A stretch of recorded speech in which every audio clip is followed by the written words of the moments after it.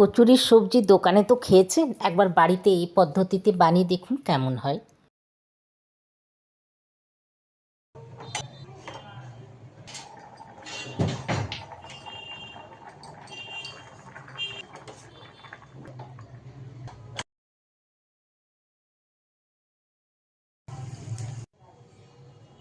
আদা, কাঁচা লঙ্কা, জিরে বাটা,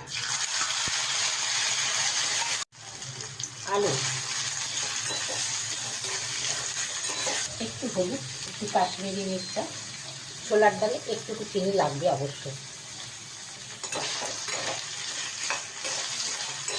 একটা টমেটো।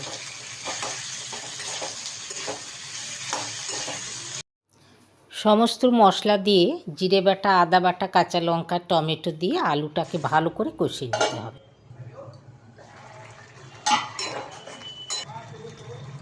সেদ্ধ ডালটা দিয়ে দিলাম।